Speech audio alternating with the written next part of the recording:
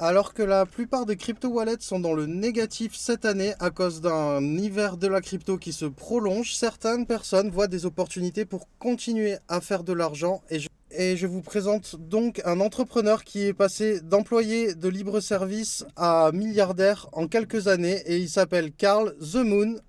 Merci beaucoup pour ta présence sur notre show.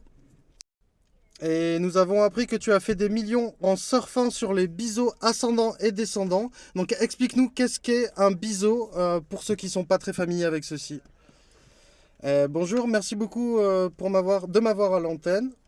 Je sais que ce à quoi vous vous référez sont les biseaux ascendants ou les biseaux descendants. Ce sont actuellement des figures techniques sur les graphiques.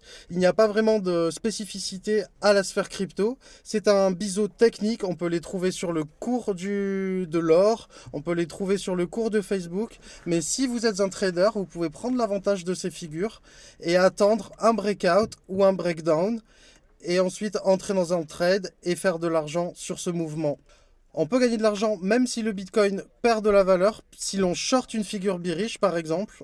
C'est quelque chose que j'aime bien faire de temps en temps. Et également, je partage mes analyses en ligne sur ma chaîne YouTube The Moon et sur Twitter où j'ai pas mal de followers et où les gens apprécient mes analyses. Je ne dis pas aux gens quoi faire, je leur dis ce que je fais et c'est ce que les gens apprécient.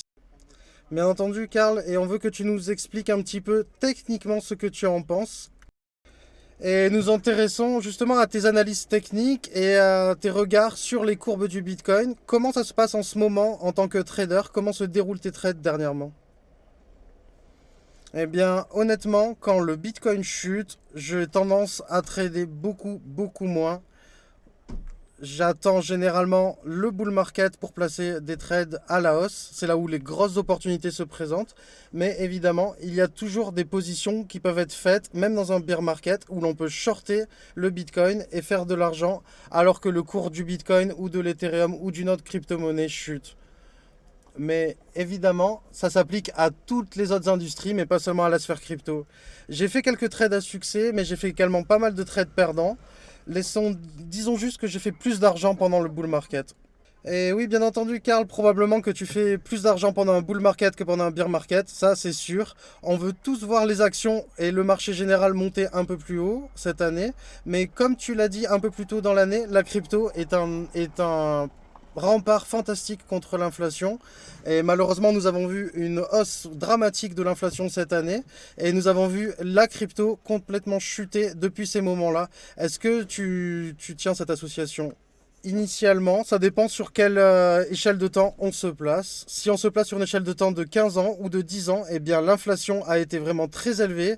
Et si vous détenez X quantité de dollars, eh bien maintenant votre pouvoir d'achat a chuté dramatiquement. Et ça arrive avec toutes les autres monnaies. Par contre, si vous détenez du Bitcoin depuis 13 ans, alors vous faites des millions de pourcents.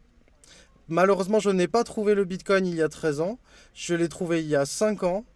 Et disons juste que jusque maintenant, ça a été un très bon rempart contre l'inflation, puisque j'ai fait beaucoup d'argent juste en détenant du Bitcoin. Je vous laisserai savoir tous les business que j'ai créés, mais également juste la détention de Bitcoin.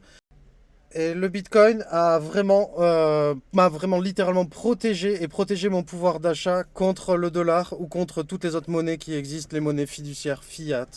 Donc c'est vraiment un rempart fantastique et laissez-moi vous dire pourquoi le Bitcoin est le bien, la commodité la plus rare de tout l'univers. Il n'y a rien qui soit plus rare et plus fini que le Bitcoin avec sa quantité totale limitée à 21 millions d'unités. L'or a de l'inflation puisqu'on peut miner plus d'or. Le dollar a de l'inflation. Le yen, l'euro ont également beaucoup d'inflation. Le Bitcoin, lui, a zéro inflation au-delà des 21 millions. Et ça peut seulement se passer et se produire dans un monde numérique avec une monnaie numérique. Et donc je tiens vraiment à ce que je dis là, grâce aux limites cryptographiques du Bitcoin, c'est vraiment le bien, l'atout le plus rare qui existe sur la Terre. Mais comme tout le monde le sait aujourd'hui, la crypto a chuté également en même temps que l'augmentation de l'inflation. Donc juste pour rendre ça clair auprès de tout le monde, en se basant sur tes informations, je suis sûr que tu trades sur une base journalière, voire quotidienne. Peux-tu nous dire Comment traites-tu le marché de la crypto en ce moment et qu'en penses-tu pour la suite de cette année? Mais comme je l'ai dit, généralement le bull market est le moment de faire ses trades rapides toute la journée. Mais je dirais qu'en général, je suis très bullish sur le Bitcoin. Je pense que ça n'est pas une surprise pour tout le monde ici. Mais pour la crypto en général, je pense que nous sommes juste en train de traverser une petite tendance baissière, un petit tremblement un peu du marché.